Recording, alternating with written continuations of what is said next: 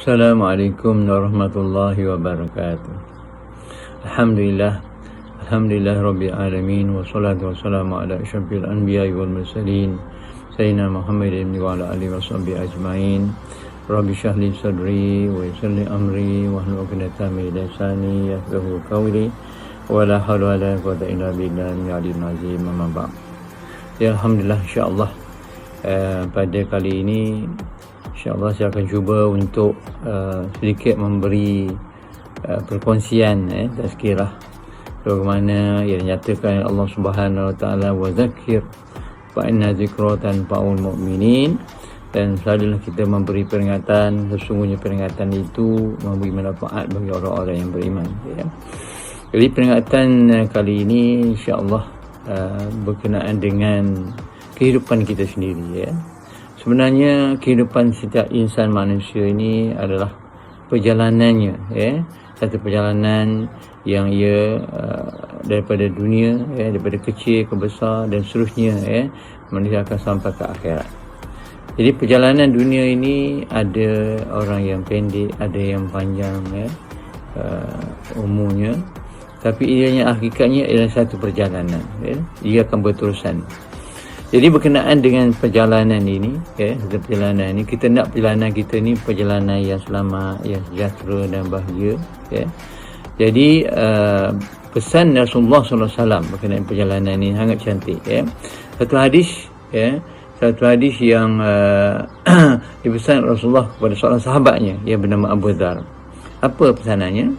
Rasulullah kata, yang bermaksud, wahai Abu Dzar, perbahagilah kapalmu, ya, kerana laut yang kamu lalui itu sangat dalam. Pertama, ya. Yang kedua, Rasulullah kata, berbekallah kamu, ya, Abuzar, dengan bekalan yang cukup, kerana perjalanan kamu ni jauh. Perjalanan kamu jauh. Yang ketiganya, ringankanlah beban-beban yang kamu bawa, kerana lereng-lereng bukit yang kamu lalui ini sangat sulit, ya, curam.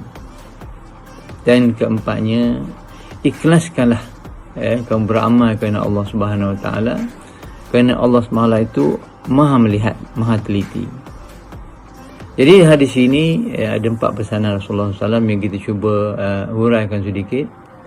Pertama sekali, perbaharuilah atau kuatkanlah, ya, kuatkanlah kapalmu, kerana kamu akan melalui gelombang lautan yang besar, dahsyat dan dalam. Ni kalau kita melalui lautan yang besar, lautan Pasifik, ya, lautan-lautan yang besar, sudah tentulah kita nak kapal kita tu kapal yang teguh, kapal yang kuat, ya, kapal yang mampu, ya, melawan ombak-ombak yang besar di tengah laut tersebut, ya.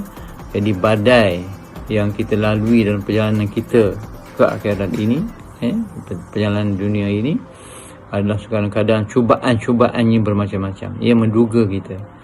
Jadi kita perlulah kuatkanlah keimanan kita, kuatkanlah keimanan kita pada Allah Subhanahu Wa Taala, supaya kita berjaya menempuh perjalanan hidup ini. Walau bagaimana cubaan dan dugaan pun, insya-Allah kita akan tetap pada jalan Allah Subhanahu Wa Taala. Yang keduanya, ambillah bekalan yang mencukupi, bawalah bekalan yang mencukupi, yang kena perjalanan ini kita ni jauh. Ini ibarat orang dalam perjalanan musafir lah.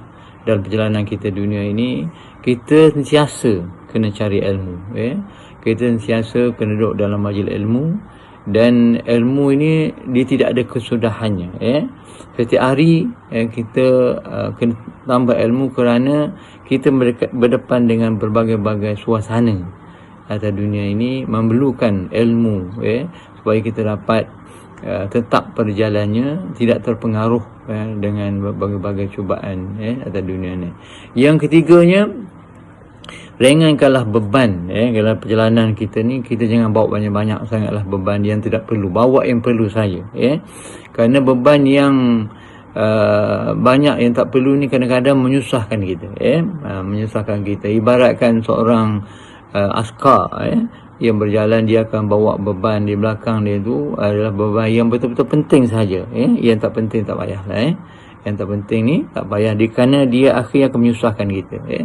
Begitu juga kalau kita melalui custom immigration, ya.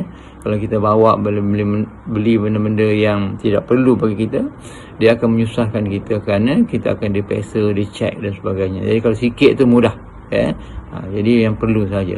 Dan yang keempatnya ialah ikhlaskanlah kita beramal kepada Allah Subhanahu dengan seikhlas-ikhlasnya, ya. Tanpa suka disanjung, ya, dilihat oleh orang dan sebagainya. Mudah-mudahan amal kita diterima oleh Allah Subhanahu Wa Taala sebagai amal yang boleh memberatkan timbangan kita di akhirat nanti, ya. Kalau tidak, banyak hadis-hadis berkenaan ikhlas ni, insya-Allah kita akan cuba bincangkan pada slot yang lain. Jadi wallahu alam. Aqulu qouli hadza wa astaghfirullah li wa lakum. Wassalamualaikum warahmatullahi wabarakatuh.